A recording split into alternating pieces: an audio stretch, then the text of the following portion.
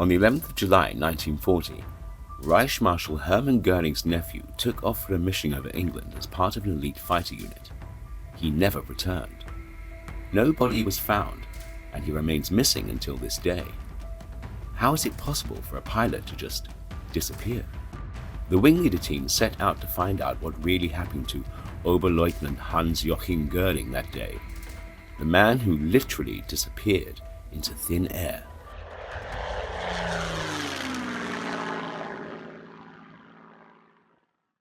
In the years immediately before World War II, fighter aircraft were lightly armed and nimble machines, just out of the biplane era. In Germany, the chosen machine was Messerschmitt 109. It was small, light, and maneuverable, but it lacked range and firepower. The 109E1 became the mainstay of the Luftwaffe in Poland, France, and in the first half of the Battle of Britain, but it had just 4 rifle-caliber machine guns. This was half the firepower of the British Hurricane and Spitfire. Goering, head of the Luftwaffe, demanded a bigger, more powerful fighter with more range and much more firepower. A destroyer, in fact. Willy Messerschmitt's answer was the Me110. 2 109 engines with double the range and 2 20mm cannon, plus 4 machine guns firing forwards and another machine gun in the back for defense. A flying destroyer of fighters. Only the best pilots, or at least the best connected, were selected for the Zerstorer Geschwader, and Goering's privileged nephew, Hans Joachim Goering, certainly fitted at least one of those criteria. After performing well during the invasion of Poland and the Battle of France, young Goering and his fellow ZG-76 pilots were in a confident mood as they now entered what would become known as the Battle of Britain. On just the second day of the battle, the 11th of July 1940, ZG-76 was tasked to escort Stuka dive bombers to Portland Harbour, one of the Royal Navy's key harbours, and right at the top of the Luftwaffe's target list. From the gun positions on Portland Heights overlooking the harbour, the gunners could see the raid approaching. The guns on the ships and the shore batteries opened fire on the raiders as they dived into the attack. First, the Stukas screamed in almost vertical dives and sank a small ship, the Warrior II. Then, RAF fighters appeared and started picking off the vulnerable Stukas as they pulled out of their dives. Goering and his fellow destroyer pilots seized their chance and dived after the RAF fighters, ready to blow them out of the sky with their powerful cannons. A huge dogfight ensued over Weymouth, but the Me110 pilots suddenly found out their much-admired destroyer was in fact no match for the nimble RAF fighters in this type of combat. The surviving Luftwaffe pilots applied full boost and headed back for the safety of the French coast. But Hans Joachim Goering was not amongst them. In total, 5 aircraft, 1 Stuka dive bomber and 4 Me110s had failed to return, including that of Hans Joachim Goering. To make matters worse, over the following days there was no news of Goering's nephew via the usual channels. At this stage of the war, both sides would release information to the other about aircrew that had been captured or killed in action. But there was no mention of him at all. He and his gunner had simply vanished into thin air. The team decided to take a closer look into the 4 Me110s that failed to return that day. One, coded 2NEP, fell victim to several fighter pilots.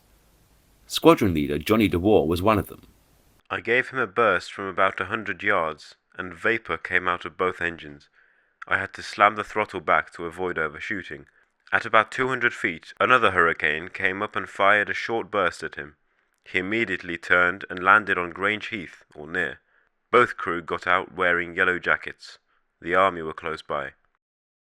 The pilot, Oberleutnant Gerhard Kadau, got out and tried to set fire to his Messerschmitt, but soldiers fired at him and shot him in the foot. Both he and his gunner were captured. Flying Officer Glide was on the tail of the second 110 flown by Lieutenant Schroeder. The Me110 dived to sea level, and I fired again from behind and slightly to one side. after which he made a controlled landing not far from a lightship east of Portland Bill. The aircraft sank within 30 seconds. Jochen Schroeder was rescued by the boat, but his gunner drowned. The third of the 4 110s lost was brought down by Pilot Officer J. One Me110 went straight across the front of me in a steep turn, and I fired a burst. The enemy aircraft then went into a dive and hit the sea at over 300 miles per hour. All evidence points to this aircraft being that flown by Lieutenant Friedrich Wolfgang Grass de Castel.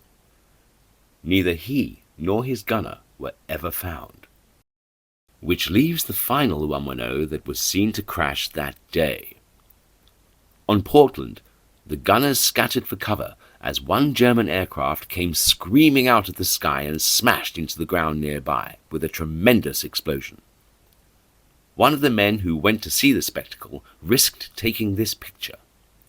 It is the only known photo of this crash site.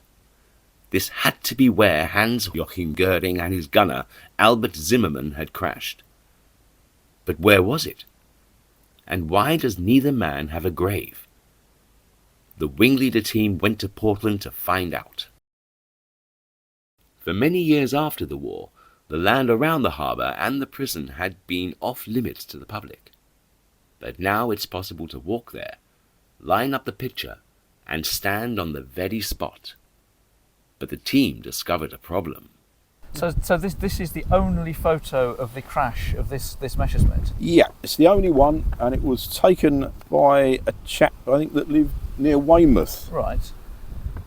And he gave the photograph to Peter Foote back in the 60s. Right. So that's obviously a copy of it. But the photograph here, you can see they've got a soldier on there just looking at this big hole in the ground. Big smoking crater, yeah. And there's only one clue as to where the plane came down, and that is this breakwater, which we can see starts there, ends up just there. You've got the triangle. So really, those are the only clues that we've got. And I think we've got that angle now. Yeah. That does look exactly the same shape. Yeah, the other little clue we got are these two bits sticking up. Now, people have thought they were just pen marks or something on it, but they're not. They're part of a narrow gauge railway line that was used to move the quarried stone. Yeah, because there's a lot of stone being removed from Portland. We were pretty much standing on the railway line, I think, at the moment, as it went through there. And that will then give us that angle. You got the complete picture, and it went through the railway line, which was here. Yeah. We've kind of got the complete story. Yeah. The only problem is, yes, the site is a little bit that way. A little bit there and a little bit lower, which is in the area that has been completely quarried away. So we've got... It's gone. A great big hole. So the final resting place of Herman Goering's nephew is actually 10 feet up in the air on the Isle of Portland. That is about it. That is about it. Yeah. And you can see the way it's been quarried away here. And at the other end, you can see the original height before it was quarried. And the railway line kind of came along just this side of what is now that roadway. Yeah. So all those people who bought bits of Goering's nephew's on eBay? No, it was quarried away many years before anyone could look for it. Oh, absolutely. Because this was all part of the prison, wasn't it? This was a young offenders area or something. Yeah. And it was fenced in, so you had no access to it. Going back 30, 40 years. You weren't actually allowed anywhere near it. No, so your chances of finding anything were zero, unless you both got locked up, managed to smuggle a metal detector in, and really enjoyed digging on prison grounds. You were really keen. Yeah, but I reckon we can say that's where it was. Yeah. There's the breakwater, and I reckon it's nicely lined up. That rather rusting naval vessel over there is pretty much moored exactly where that little blob is. Where the one is there. Yeah. Shortly after their visit to Portland, the team discovered a Luftwaffe reconnaissance photo taken just a month after the crash in 1940. By comparing it to a modern photo, they were able to see just how much the location had changed. But, incredibly, the wartime photo was so clear that, when zoomed in closer, the crater made by Goering's 110 was still clearly visible.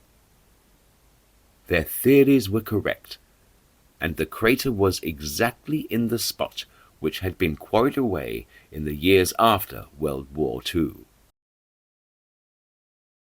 But this still didn't explain why Goering and his gunners' bodies were never found. The answer to this lies 100 miles away in the grand buildings of London. The Isle of Portland is an outcrop of rock, jutting out nearly 4 miles from the south coast of England into the English Channel. It is famous for its white limestone that has been quarried here for centuries.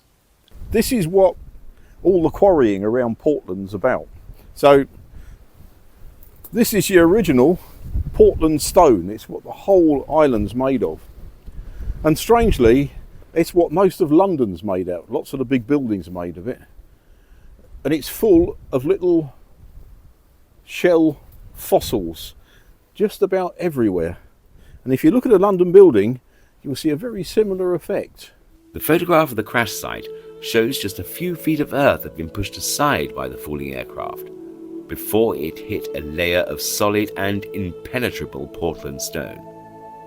A combination of high-speed impact and exploding fuel tanks had caused the entire aircraft and its crew to be blown into tiny fragments.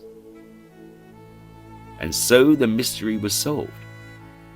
With no identifiable remains for the RAF to recover at the time, the team concluded that Goering and Zimmermann had indeed, quite literally, disappeared into thin air.